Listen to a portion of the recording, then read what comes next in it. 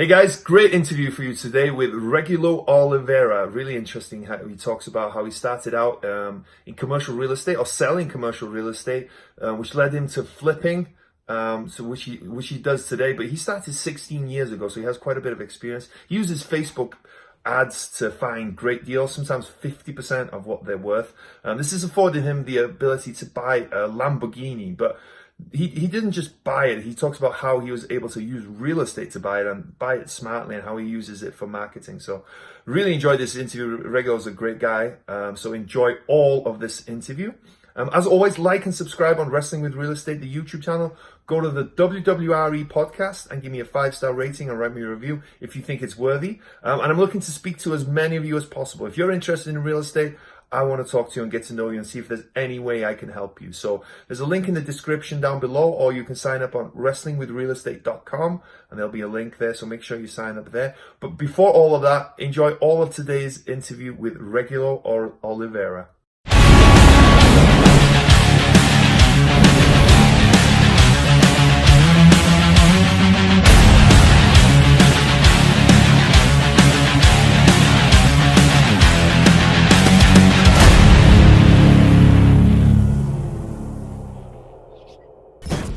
Hello and welcome to Wrestling with Real Estate, where we look to chokeslam all your real estate problems. I'm your host, former WWE wrestler and now Cirque du Soleil performer, and of course, multifamily real estate investor, Barri Griffiths. Now today we have Regulo Olvera joining us. How are you doing, man? I'm doing good. How are you, Barry? Yeah, I'm doing awesome. I'm excited to have you on the show and to kind of jump into today's conversation. It's going to be fun. When we were chatting a little bit beforehand, and you got a lot of cool stuff going on. So I'm excited for you to talk about that and everything that's kind of going on with you. But before we do that, do you want to tell us a little bit more about you and your background and kind of what you're up to now, so we have an idea about you as a person? Yeah, definitely. Well, I live in Texarkana, Texas. It's a small city, about 120,000 people. We're known for being a border city, so half our city is Texas and half is Arkansas. So I do deals on both sides, and I'm licensed in Texas and Arkansas as a real estate broker. But basically, I got into selling real estate first, and then eventually transitioned into buying single-family houses. And up to this point, I've probably bought close to 150 houses. But I wish I would have held a lot more, but right now we have about 44 houses that we currently have held. But we buy a lot more every year and just flip it and make more money to reinvest. Cool, very cool. So being on both sides of Arkansas and Texas, what's the difference between both states? Both real estate and just in general anyway, is there a big difference? I guess basically if you're a Hogs fan or what, but that's about it. Yeah, I will buy houses on both sides. It doesn't really matter to me. I typically stay on the Texas side just because I kind of like it better. I'm just used to it. I live on the Texas side. And so over here in Texarkana, you can get to any property in like 10, 15 minutes. So for me, even easier if it's closer to me as opposed to on the Arkansas side. And in terms of like prices and stuff, like tenant landlord laws, is it all kind of the same, or is it any different in that?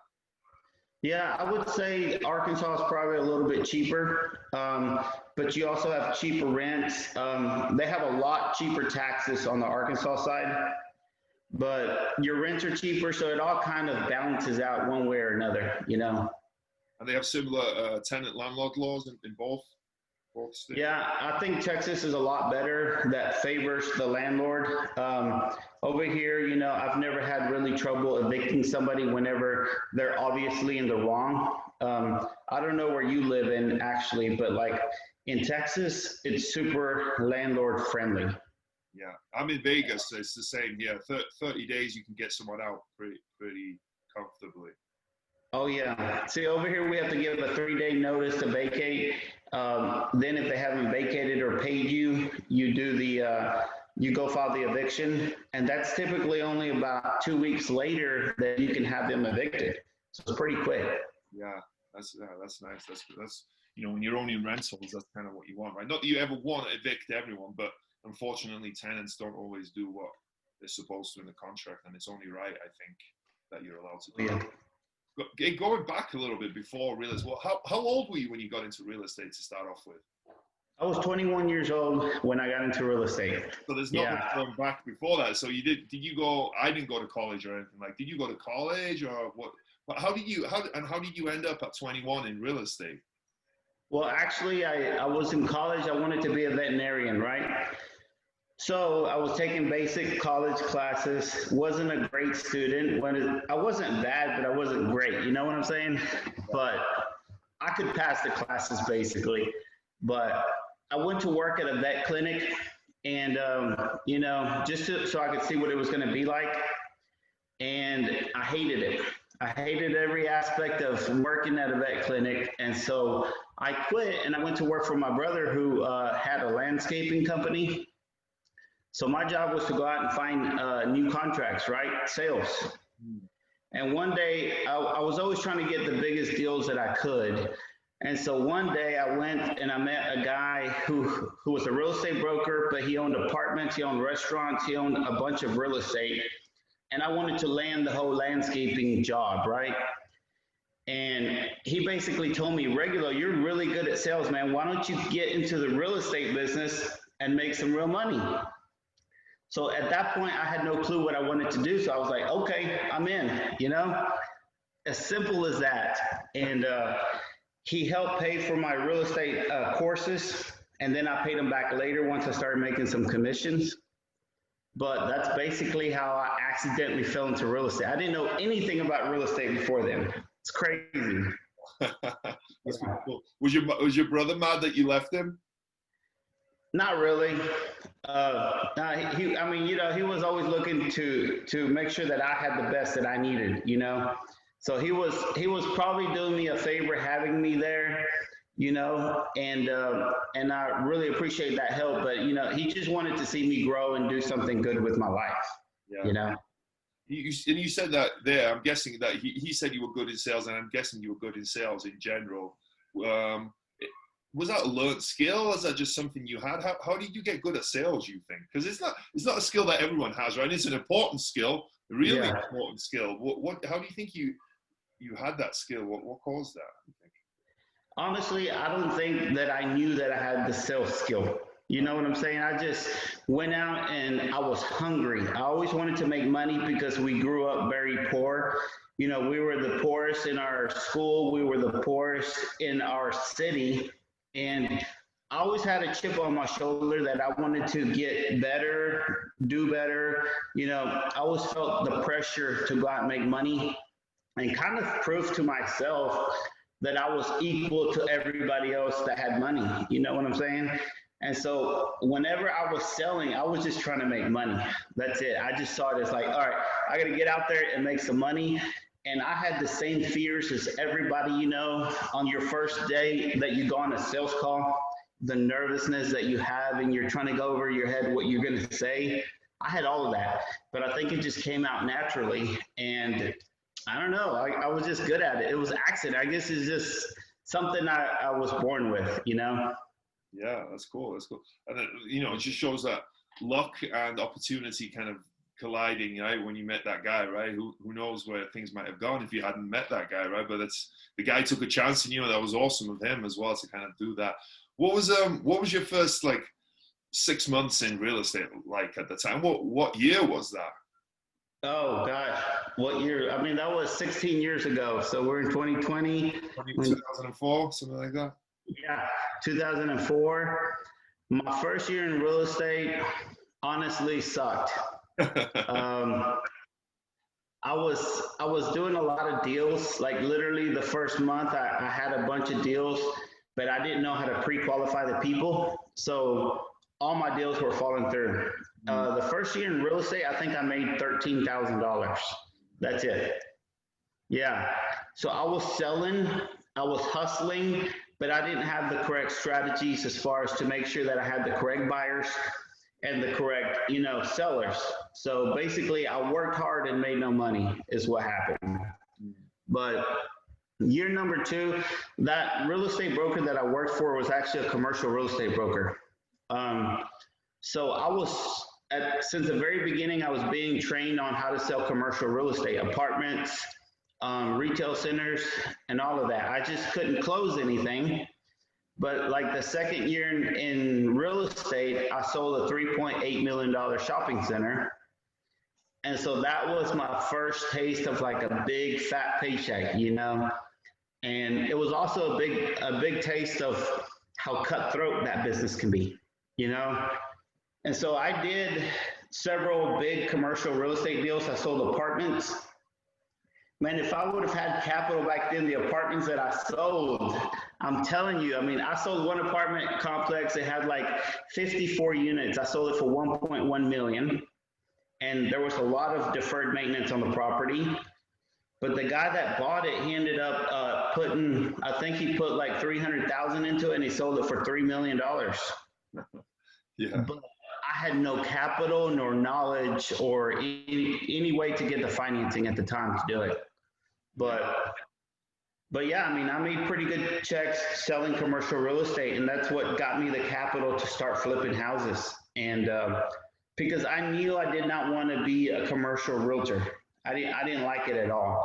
It was too cutthroat, and deals would take a year to close sometimes, you know? Like I sold some land to Chipotle. It took about a year to close, you know? And there were big paychecks, but it took too long for me, and I didn't enjoy the process. So I try to make money so that I could go and do what I really enjoyed, which is buying houses, fixing them up, and flipping them. That's what I really enjoy. But you say cutthroat. What do you mean by what kind of aspects were cutthroat? What do you like? Well, I feel like in that business, like many times, the realtors were kind of just lying and leading on their sellers and their buyers. And then also the buyers and sellers were kind of just saying whatever they needed to say to make a deal work. You know what I'm saying? It was like everybody was just BSing their way to the finish line. And I didn't like that, because I like honesty. Like if I have your retail center listed and I don't have any buyers for it, and you call me and you check on it, I'm gonna tell you, look, man, there's no buyers for it right now. Obviously I'm marketing and I'm trying to get it out there, but I don't have any buyers. And what I was seeing is other realtors were just like, oh yeah, we got 4 people, you know, currently looking at it. Just give me some more time. Give me a 6-month extension. We're gonna get this. And I didn't like that process. I didn't like the fact that that's how business is done. And I saw it with many different real estate companies. So it wasn't just, you know, the company that I worked with. It was just all across the board. That's how they operated.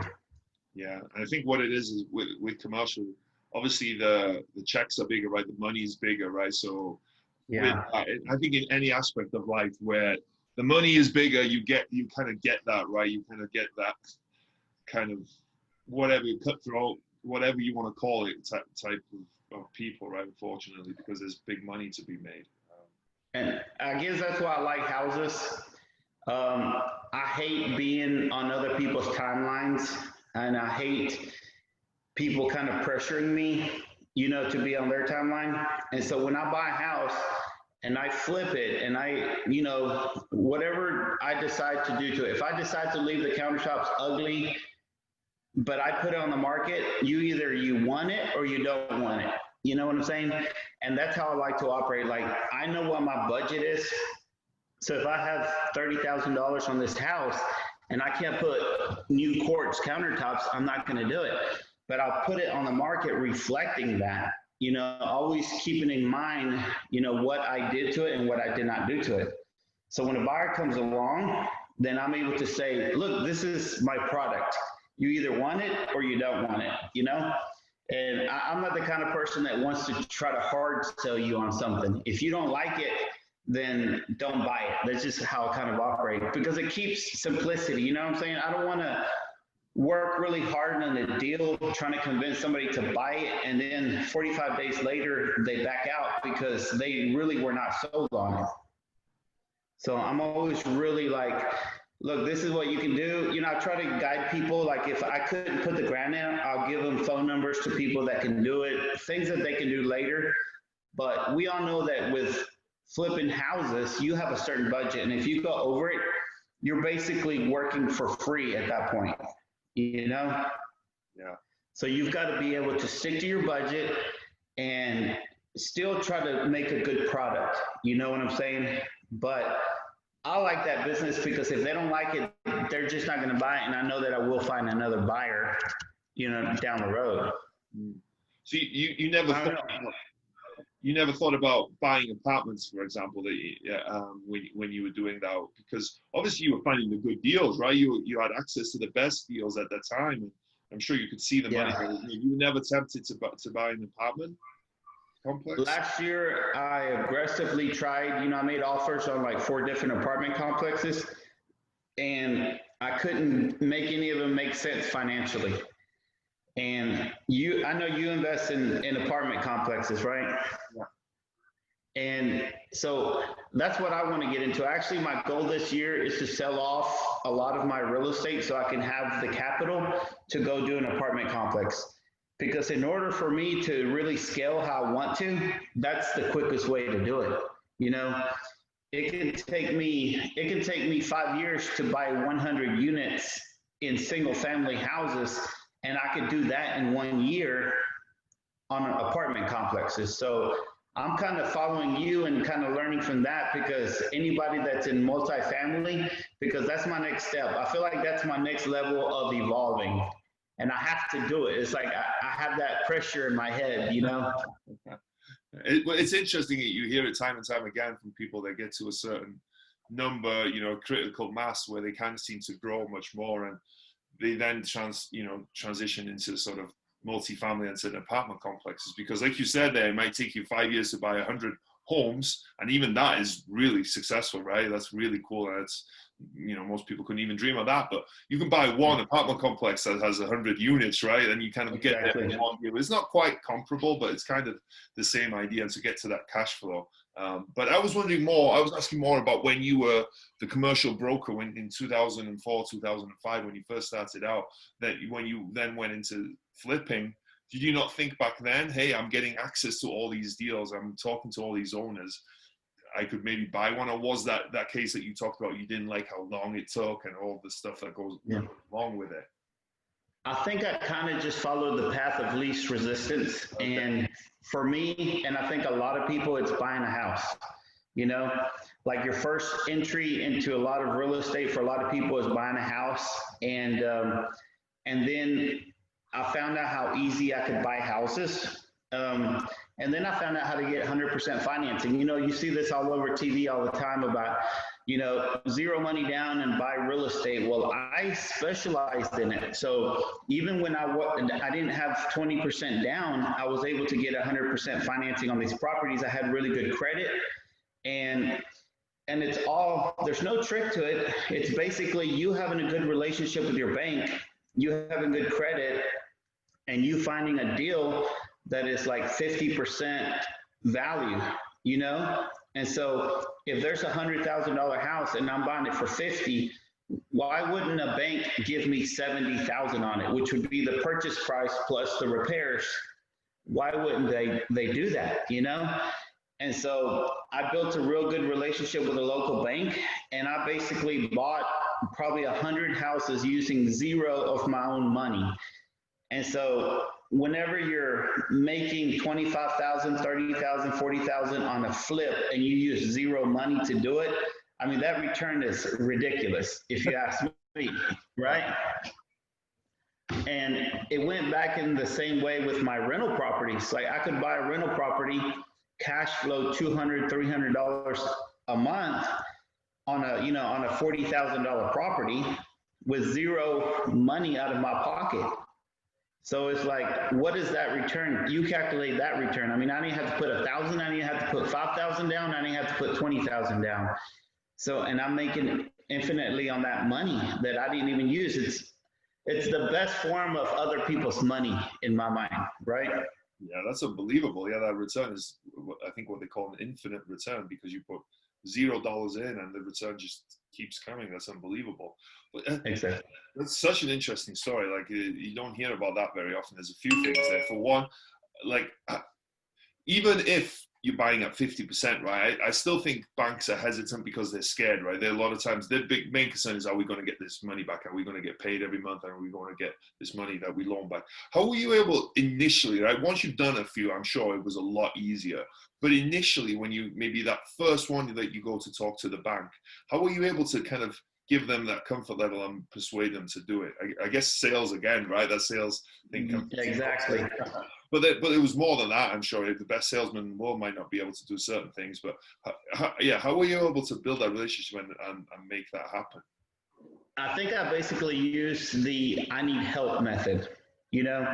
So I went to my banker, who is now, the banker that I started with is now the like chairman of the bank at this point. And we still have a really good relationship. But I went to him and I said, look, Robert, I'll say his first name because, you know, whatever, it could be any Robert.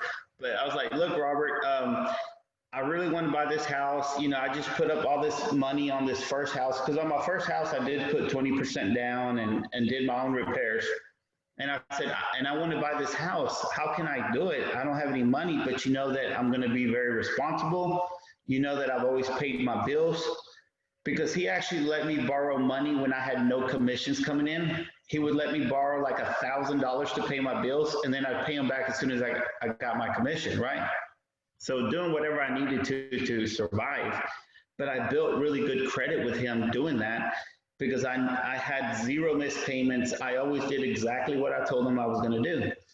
And so I was like, Robert, I need to figure out how to buy another house. I don't have any more money, but I found this deal.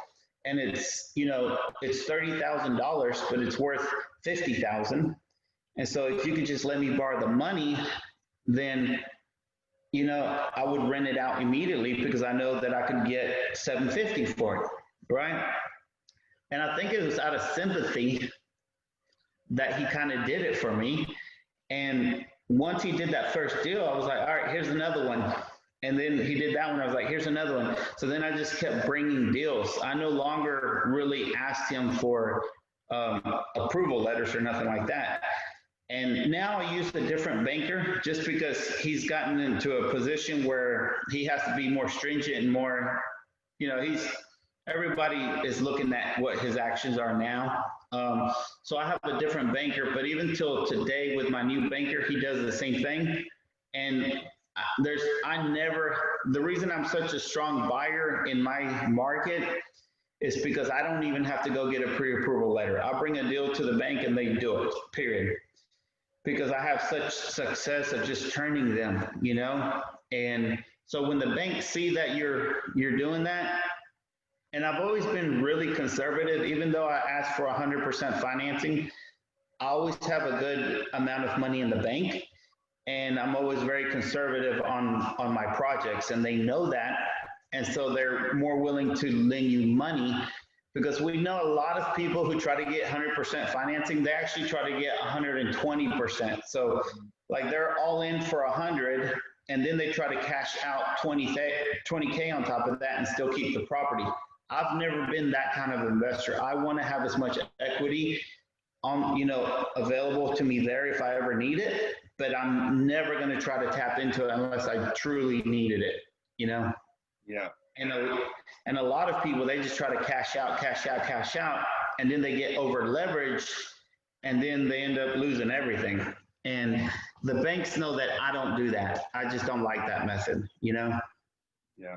Yeah, I think without doubt you built a good reputation, right? You have a good credibility and a good reputation for yourself for not only knowing what you're doing and understanding what you're doing, but doing what you, like you said there, doing exactly what you say you're going to do, right? So then they know, right? Okay, Regulo said he's going to pay, he's paid, he's always paid on time, he's done all this stuff, and he's a responsible guy with everything that he does, you know? And I think also it makes sense, right? Why wouldn't they? Like you said, if they're normally giving someone 70, 80% of the loan, that's essentially what they're doing, right? It's the same thing. It's just that you have no down payment. It's just that but the equity in the home is still the same, right?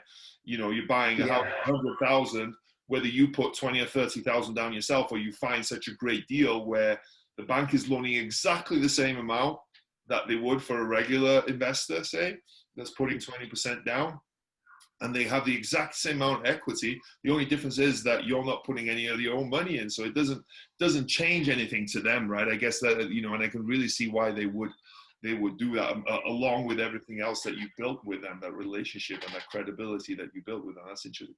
But then the next question leads is, you know, you've got to find good deals, right? How are you finding? And I'm guessing are you still finding 50% deals?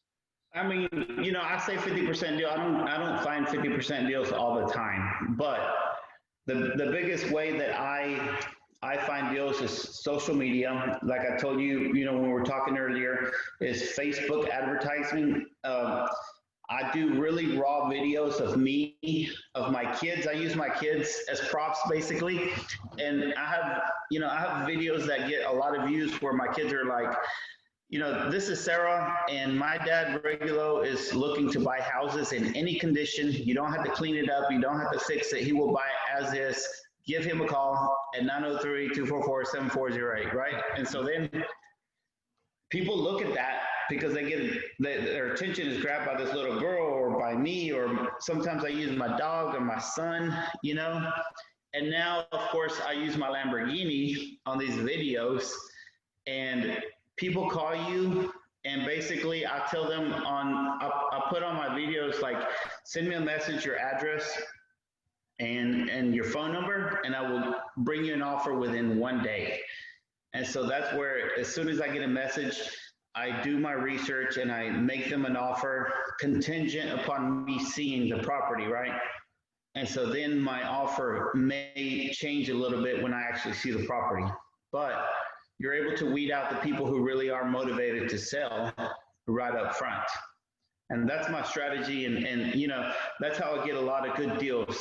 I don't get all super killer deals, but I get very good deals like that. Right now I'm working on a flip that I bought for $60,000 and it appraised at $160,000. So, you know, that's a really good profit margin right there. Yeah, that's cool.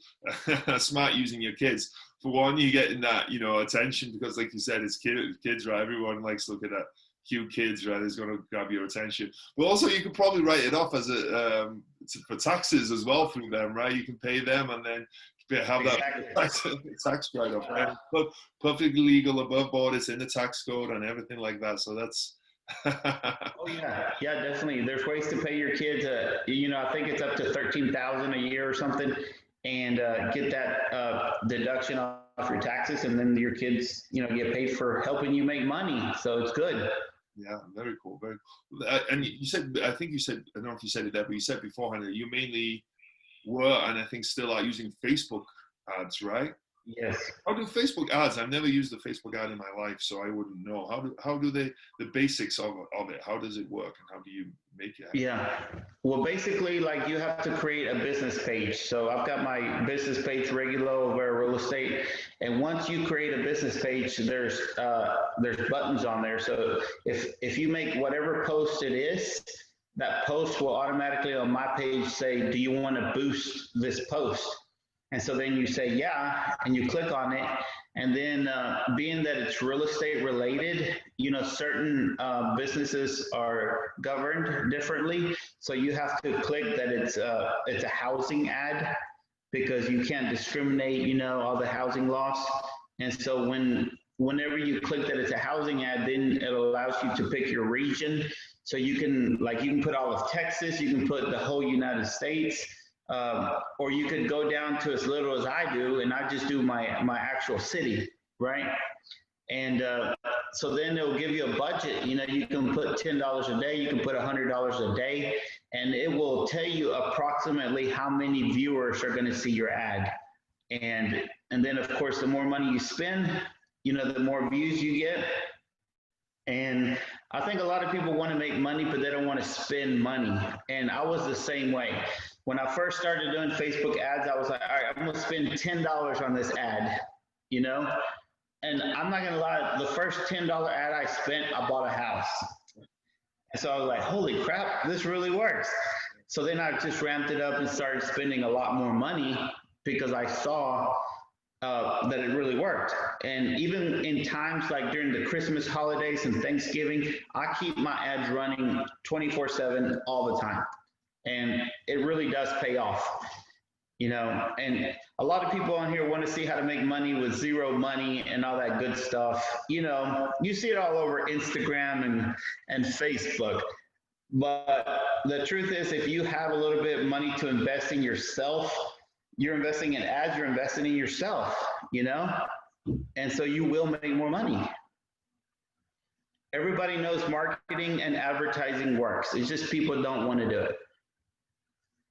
Yeah, really, yeah. Because if you're not in front of people, right, it doesn't matter, right? You can have the best product in the world, but if people aren't seeing it, what does it matter, right? It might as well have it in a cave. So it's like that marketing piece and advertising piece is so important.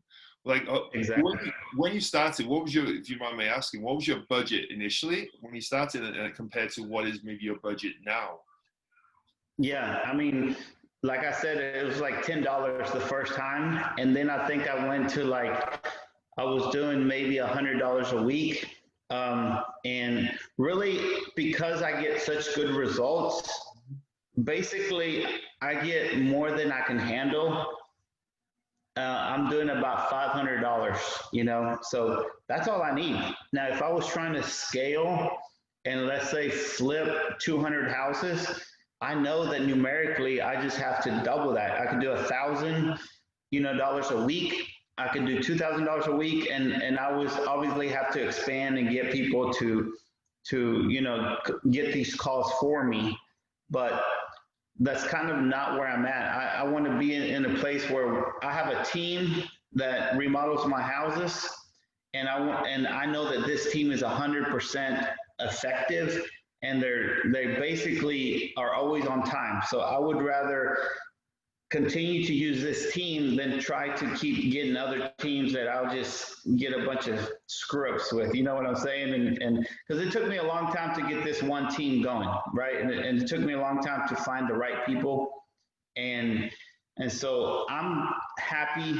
Like last year we did 29 houses, and this year we've bought 16 houses. I'm happy with that on a flip, in a flip way. Now, I do, like I told you, I want to buy apartments. So I want to expand in a different direction my rental portfolio. But as far as flipping, I'm happy doing 20 to 30 houses a year. I don't want to do more than that. Yeah, well, yeah, I think that's a good amount. 20 or 30 houses a year. There's a lot of, a lot of houses to do, and that's a lot of processes and a lot of systems and people that you have to kind of be able to leverage and use, right? And you were saying beforehand that you've got it down now where, your teams are doing a lot of the work for you, and you have your systems, your procedures, and your teams in place where it does that. What does that look like? And maybe back up before that, how were you able to set that up? Yeah, well, basically, I've always been a loner, and that was my biggest, downfall, is that I always thought that I had to do everything by myself. And I think whenever I realized that that's not a way to scale, my wife, she's a very quiet person.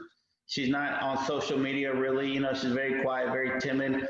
The moment that I just had her get involved in the business, I was able to delegate to her like all the paperwork and all the stuff that I hate doing because I'm not a detail-oriented person, right? So the moment that I trusted her to do that, and I was like, holy crap, she's more effective than I am. She created processes as far as our bookkeeping, as far as our organization on our computers, that is way beyond what I ever would have done. And so whenever I saw that I had been missing out because I thought I was smarter than everybody, right? Then I started doing that in every aspect. So then I would find, like, I've got my right-hand man who does, he's in charge of remodels, right? And I gave him the reins. He's got my Lowe's credit card. I bought him a truck. He has everything at his disposal to make decisions, and so that I don't even have to be there. I went to Lowe's the other day for the first time in 2 years, and that's just because we have like 5 houses waiting, right, in line.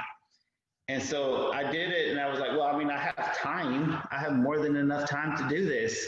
And so that's when I realized how spoiled I really am today. But whenever you create real processes like that and systems, it makes your life so much easier where you can actually go out and do what's best. And what I'm best at is finding deals. And I would say my biggest thing that I'm good at is being able to find deals and know that it's a good deal. Because a lot of people might think it's a good deal, but I actually know it's a good deal. I'm like 100% sure, you know?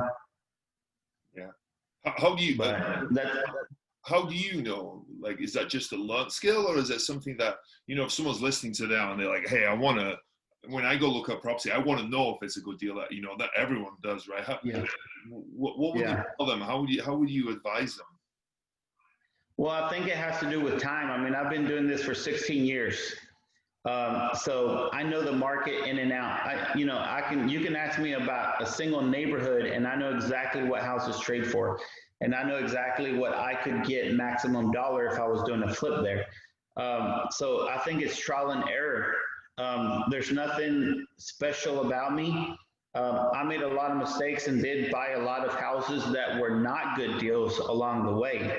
But it took, over 150 houses for me to get to the point where now it's like I see a deal and I know it's good. So lots of research and lots of errors along the way is how you learn, basically. It's a lot of reps, right? Like in the gym, right? You do this one weight, start off with it's really heavy, but the more you do that weight, by the end, you've done it 1,000 times and it's really easy, right? It's the same with you and you're good at it. So exactly. You have a process you look at. Are you able to just pretty much look at a property without having to run comps, without having to do much at all, and just kind of know what it's worth? Yeah, basically. And that's just because I already know all the comps because I'm always looking at comps. But so it's not like a magic number. I don't just see a house and say it's worth this. And I'm very conservative, So I'm very conservative whenever I do my numbers. And if my conservative number works, then I know for a fact that it's going to work, right? And yeah, but basically I am always looking at comps. I mean, I'm looking at the MLS every day. I'm looking at all the auction sites every day. And a lot of research. That's how you do it. There's no magic formula except for getting down and looking at properties and driving around, getting to know different neighborhoods. That's just how you do it. I mean, you actually have to work. Yeah. What's that saying? Most people don't like opportunity because it's dressed up as overalls and looks like hard work. Exactly. That's why so many people sell programs online that supposedly make you rich quick. And it's a bunch of BS. You have to go out there and hustle. And when people see you driving a Lamborghini, first of all, you get like 80% hate. Like, oh, why would he spend that much money on a car? There's people starving. There's people hungry. All of this. But they don't look at how many years of you actually freaking hustling, forgetting about 9 to 5 and talking about all day long, all night long. They don't look at that. All they see is your results, and then they think you got lucky, right? And that's not the case. You worked your butt off to get there. Yeah, they see it as an overnight success, right? They don't. It's like people like Kevin Hart and stuff like that. People think he's an overnight success. Meanwhile, he's been hustling for 20 years to get to this spot, right? And people don't see that, and it's the same with that. But that brings up another point. Your Lamborghini, right? That's pretty cool. It's not every day you see someone with a what color Lamborghini is it? Well, it's green right now because I had it wrapped lime green because that's my company color. Okay, that's pretty awesome. But there's a few things, right? For one, it's pretty cool to drive a Lamborghini, and I'm sure you get a lot of enjoyment. Your kids probably enjoy it. But you were saying that you kind of use that as a little bit of a marketing ploy as well, right? Yes. And I kind of figured that out. My last car was a C7 Z06 Corvette, right? And everywhere I would go, people would be like, you're that realtor with the Z06. You're that real estate guy with the Z06. And I was like, wait a minute. If I had a Lamborghini, I would get that times like 100, right? And my goal in life was always to have a Lamborghini, but in a way that my real estate paid for it, right? So I didn't just want to have it. Like I wanted to make sure that my real estate paid for this depreciating asset. And so when I got it, I realized everybody, and their mama knew who I was. My kids and all their family, all their friends' family, they all knew who I was. My daughter, who's 16, she says, my boss knows more about you than me. Like, that's how good of a marketing tool that is. Everybody talks about you, and especially in Texarkana, because we're such a small community, and there's probably like 2 other Lamborghinis, and maybe 4 Ferraris in town, but none of them drive their cars. So I'm the only one that you see on the road. And so I put my logo on there. I put We Buy Houses on the back. I put my Tigre, from El Tigre, from my YouTube. And everybody in town follows me. Everybody constantly stops at my office, when I'm there with my Lamborghini. So it's really good. I mean, it's a great way to bring people to me, and then I can sell, and try to get deals done. Yeah, well, that's just, how you can design your life, right? You're figuring out what you want, but then how can I use that, and how can I make that work, right? And you said something there. I understand it, but for people who don't, you use real estate to buy that. What do you mean by that? I think I know what you mean anyway. I'm guessing you mean using rent or whatever to pay for that, right? Rather than. Kind of, but actually, and I just did a YouTube video on this because, a lot of people were asking me, how do you use real estate to buy your Lamborghini? And I had to have a specific strategy because I'm a numbers guy. So my goal was to buy enough houses and pay cash for them where I could then afford to buy this Lamborghini, right? So actually, I paid 6 houses off. So they were completely paid for, netting me, $4,000 a month in income. And then you could say, okay, so now I'm going to go get a loan and then pay that payment with that 4,000, right? That wasn't good enough for me. So what I did was I actually went and got a line of credit against my houses. So then I basically pulled out, $190,000 from my line of credit, went and paid cash for the car, and then those houses are obviously making this money, right? And so I'm able to pay that back. But on top of that, I'm so aggressive that I'm actually paying like $20,000 a month against that line of credit with my other real estate that I have. And the reason I do that is because I want that line of credit to be zero so that then I can go and buy real estate or use that for real estate related purposes, But I think a lot of people need to realize that people who become successful and are able to buy toys like that are actually very financially smart, right? They don't go out and buy a Rolex just to look cool.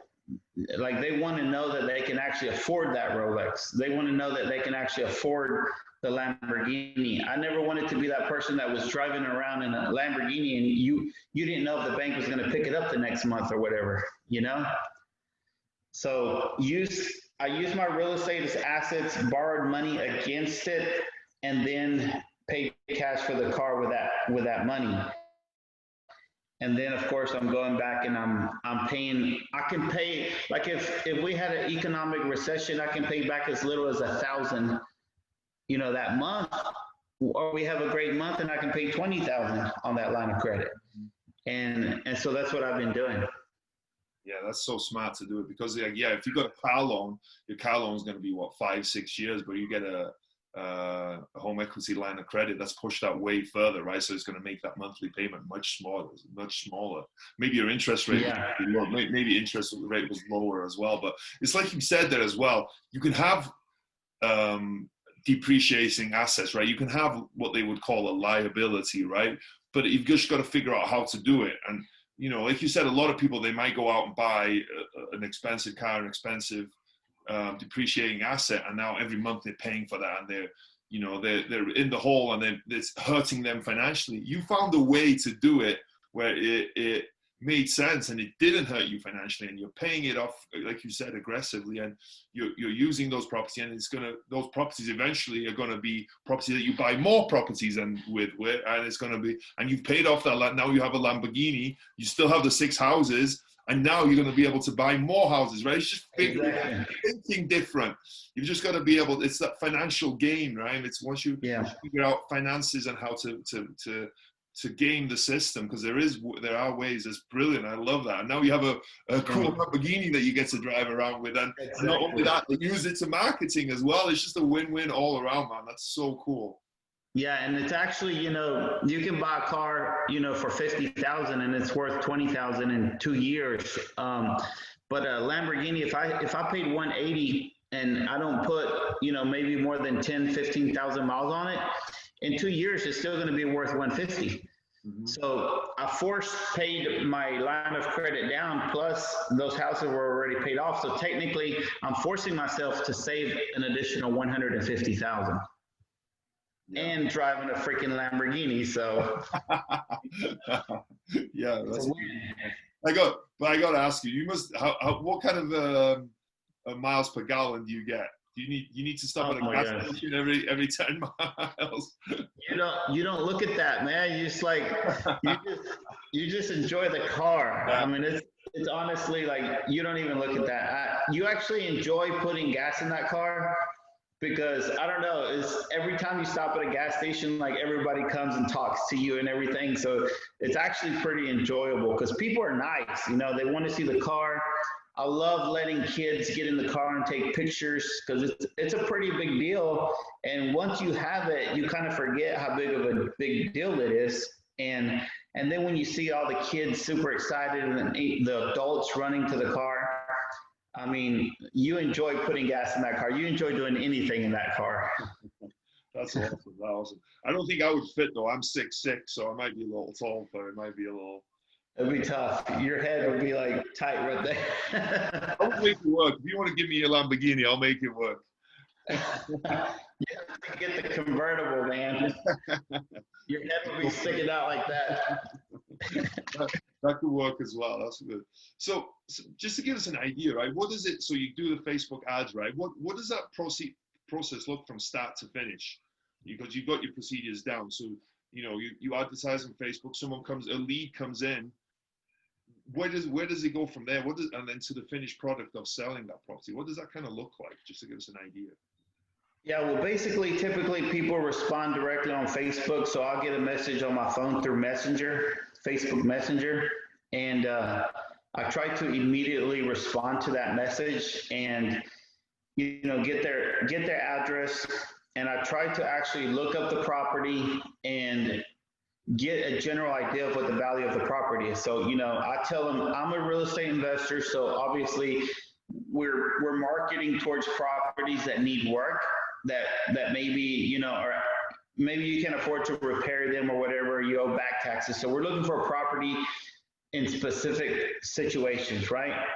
And so our ads are kind of targeted where they kind of know that up front. So, because at first my ads were not working as good because people would come and say, well, you buy houses? Okay, my house is 200,000 and I want 200,000, right? So I was getting a bunch of bad messages that didn't make any sense. So then we started changing our videos so that people kind of had in mind that we are investors and we're looking for opportunities, right? And so now we get these messages and we respond to them immediately and send them an offer. And if I get it early enough in the day, I'll actually go look at the house the very same day. I mean, you're talking about $20, $30, $40, $50,000 you can make in a day. If you miss that opportunity, then you're missing out on a lot of money. So when I get that opportunity, I'm like, okay, I can be there in an hour, I can be there in 2 hours. Like, you tell me, I'll be there. And then we look at the property, make an offer. And honestly, I would say about 10% of the time you can work a deal on the spot, but the rest of the time you have to think long-term. They may not like your offer, but they may call you 4 months later and say, look, we've been thinking about it. We tried to sell it other ways and we weren't able to. and a lot of people are always telling me, we've heard a lot of good things about you, that you close on it and we won't have any headaches. So will you consider making us an offer again? And so then we'll come back to it. So it's a long, that's why you keep ads going 12 months, you know, because somebody that you looked at a property and it didn't work out will call you 6 months to a year later. And if you disappear from their radar, they're not going to call you. Yeah. So say then you get the property under contract. What is it? What are the procedures then with your team, with inspections, with rehabbing? You have a pretty standard rehab routine. Yeah, basically we do.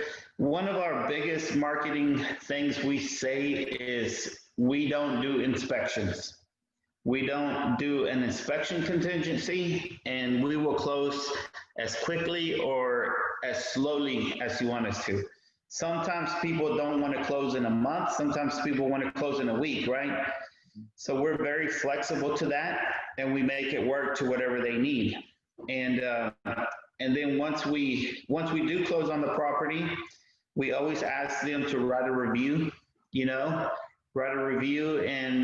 and that's one of the biggest things. This is why people continue to come back to us, because everybody knows us. And then they also tell their friends whenever they write that review on their Facebook page, it will show up. And so their friends will ask them about it. And then their friends will be like, wait a minute, I have a house that's just sitting there. And then they'll call us. And so it's just a big revolving circle, right? And then once we purchase the property, I meet over there with my, his name is Cruz. I meet Cruz over there, and we get a game plan together, and he basically takes it from there. And I'll drive by the properties. That's something I really enjoy doing, is kind of going from property to property and just seeing how the job is going. But I know that I don't have to, right? I just do it because I want to. And he takes it from there into the finish line. Then once it's done, then I'll go and I'll actually list it. I'm a real estate broker. I'll list it and put it on the market and sell it. And it's the best system ever. I mean, last year, it's crazy. We went to Hawaii, we went to New York, we went to St. Louis. We went to so many places flipping all of these houses. And all I had to do was call Cruz, and he took care of everything. And it was it's perfect. I mean, if you don't have a system, and if you just think that you have to save every penny by doing everything yourself, you're never going to create a machine that gives you financial freedom. You're just going to be the machine yourself, and that's not what you want. Yeah. And I think, it's exactly what you said, right? There's only 24 hours in a day, and if there's only one of you, there's only so much you can do, right? There's only so much a human person has the ability to do in a day. Even if you don't sleep, right? You're not going to be able to probably do 30 flips yourself, right? And then also there's that added component of, why do we even do this in the first place? Like, why are we investing in real estate? Whatever you're doing in real estate, why you invest? Because you want to create that life for yourself, right? And for most people, they don't see it as working 24/7. It's having that freedom, like you said, to travel if you want to, right? You can go view the houses if you want, and you go check up and you can go work. And, I'm sure it's good to do that every now and then, but you have that freedom to travel and have those experiences with your kid and your daughter, right? You're saying you went to these different places. That's why you do it. So it's important that people understand that, because I think what people that have a trouble is letting go, right? Is letting go of that control. I think we all have that to some extent. You have a certain standard that you want to meet, and that you think that other people can't meet and can't do their job the same. But it's all about you hiring. I'm sure that you found out, right? Hiring the right people. Yeah. And one thing that I learned, and what people I think don't understand, is there's other people who are way better at certain things than I am. And it's hard for us to grasp it until you actually see it happen. The moment that you have your first good helper that helps you in a certain area, you're like, wow, this person is way better at this than I am. And so then that's what I kind of did. And I just took it from there. I was like, okay, if he's better at this and he's better at that and he's better at that, then I can just focus on what I'm good at. And that's it. Yeah. What have you learned about hiring? Because I think that's the biggest challenge as well for a lot of people, right? Is hiring the right people, right? You can get good people and bad people. or in every aspect, but it's important to get the good people. What have you found about hiring? That's yeah. I think the biggest thing that I've learned about hiring is wanting for the people that work for you to succeed. Mm. And a lot of people think it's all about them, right? And I found out that the moment that you start trying to make other people succeed, then they will make you succeed.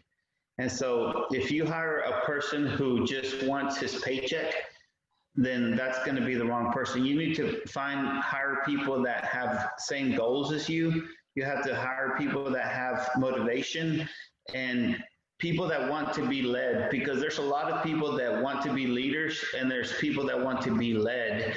And I think you need to focus on the people that want to be led, right?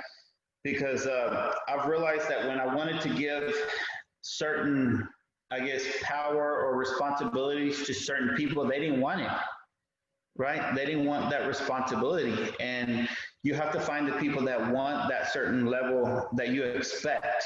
And there's going to be some people that don't. And I think you can tell pretty quickly if you kind of put challenges in front of them. You'll be able to tell if they really want to take that on, or if they're like, they just think it's way over their head. Because like my best guy, Cruz, if I wanted to put him at a higher level, he doesn't want that. Because I've tried to like take him to the next level, and he don't want to do that.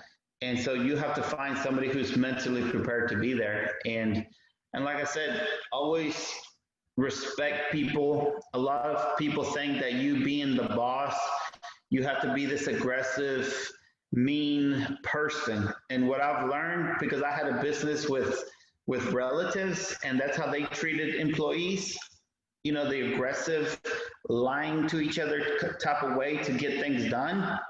I learned that it was a lot more effective when you actually care about the employees, then they will care about you, and you're going to have a way better relationship. And they're going to watch out for your pocketbook when they know that you're watching out for them, Yeah.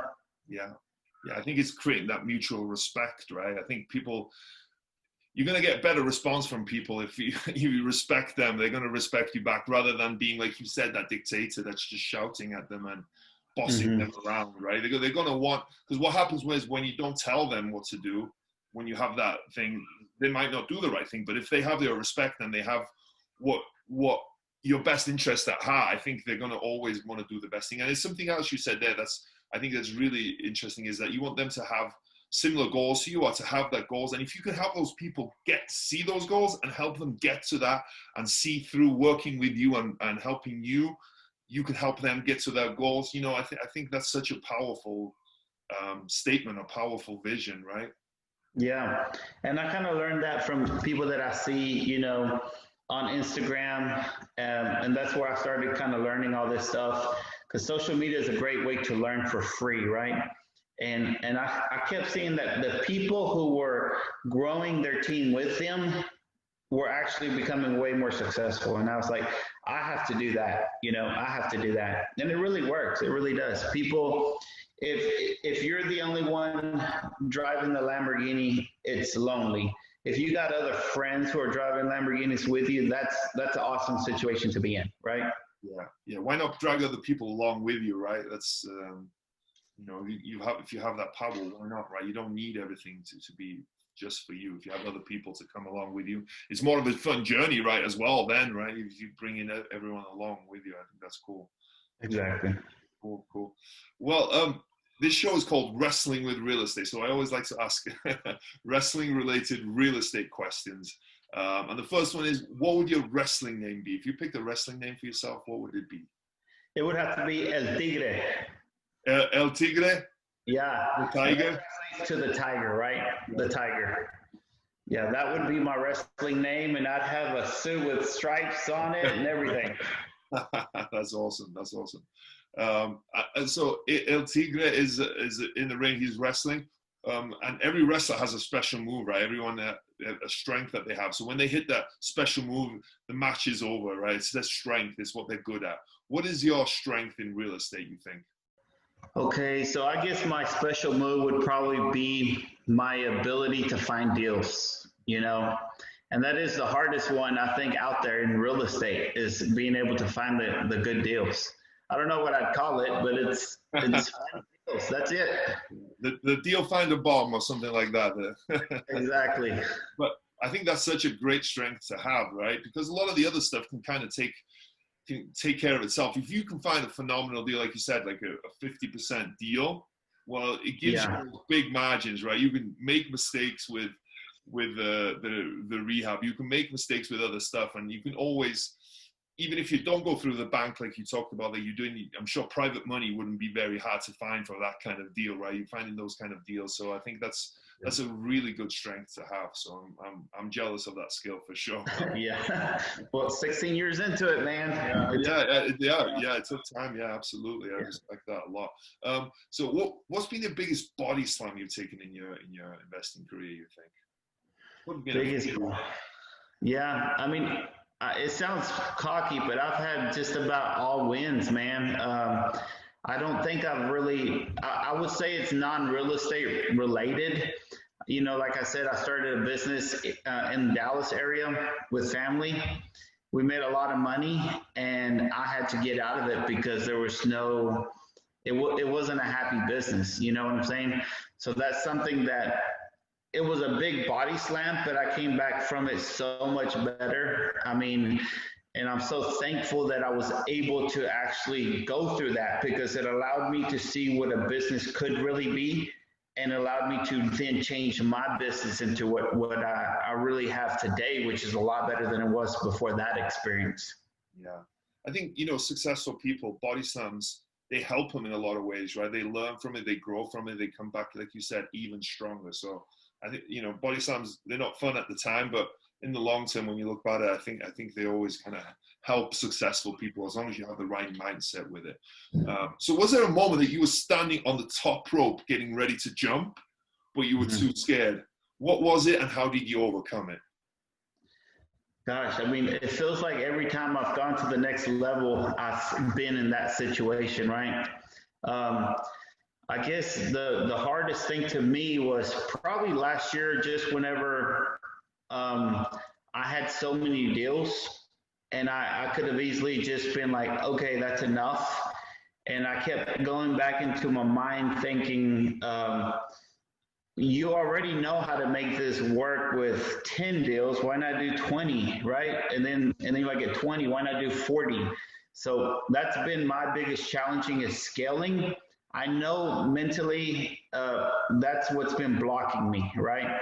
Because I know how to do the deals and I have the resources with the bank to do it, but it's just me knowing that I can get to the next level by just taking that big leap. And that being said, that's going to be the whole multifamily situation I'm about to try to buy. I'm going to try to buy an apartment complex, and I know I'm going to be trying to get the same numbers as single family, and it's probably not going to work, But I know at the end of the day, like I saw one of your videos here recently. I forget his name, but he said his first he had this huge loss on a deal, right?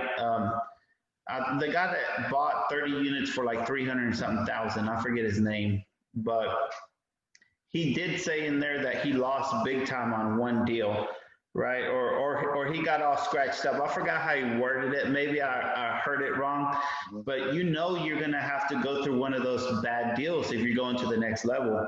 And that's just the scary part for me, knowing that I'm going to, but I'm still going to do it, right? Yeah. And I think so yeah, it's scary, and you know you've got to do it, but and that's cool. Like that's one aspect of mindset. You've got to do it, right? Yeah. That's to yourself. You know that you've got to do it, right? That's going to lead to success, right? If you say, "Oh, I'd like to do it. I thought about it. Maybe I'll do it," right? It's not the same as saying, "I know I have to do it." But also, you're putting yourself in discomfort, right? Growth comes in discomfort. If you're always staying in that comfort zone where you play comfortable and everything, you're never going to grow, right? I found out my biggest wins and the most I've felt great about myself is putting myself in discomfort, right? Putting myself in positions that I didn't feel comfortable. And when you come out the other side, it feels great because you grow, you learn, you get better and all that stuff. So I love that you said there's been many times that you've been through that and you've pushed through it and you've grown and then you've gone to the next thing and you've grown again and you just keep growing. And I think again, that just shows your mindset. I think it's a successful person's mindset, I think, to have that. I'm definitely addicted to discomfort, that's for sure. Except for when you're sitting in your Lambo, right? That's pretty comfortable. Oh, that's comfortable. Well, that's why I'm addicted to discomfort, because it got me that Lambo, right? Yeah, 100%. Yeah, absolutely. When you see all of the rewards, you get addicted to that discomfort, for sure. Yeah, and there's a lot more comfort in those rewards and that success than there is in that discomfort, right? Exactly. Yeah, very cool, man. Well, man, it's been a fun interview, man. Such a interesting and like different, because I don't know many people own Lambos. You might be the only person that I know that owns a Lamborghini. So I think that's there's a lot of people out there, man. I don't know, maybe they're secret Lambo owners. Maybe they just haven't told me, but that's cool. And I love how you use it, right? You use it for good, and you figured out a way to buy it. And you know, your success, man, it's been a long time coming, like you said, right? People can forget that 16 years, right?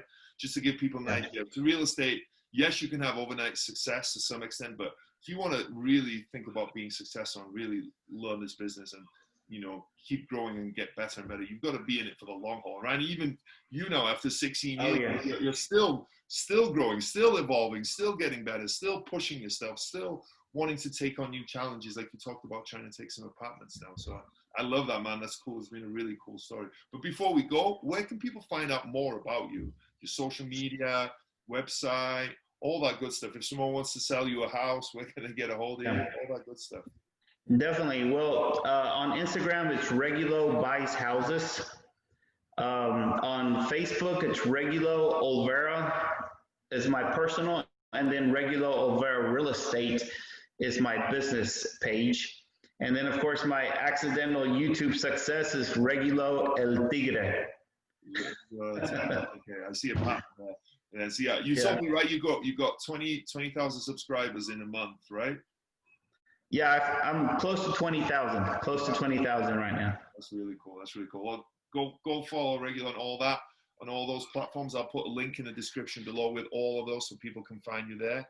But man, thanks for this, man. It's been really fun. I'm glad we made it happen, and I really appreciate it. Thank you, Barry. I had a good time. Appreciate it.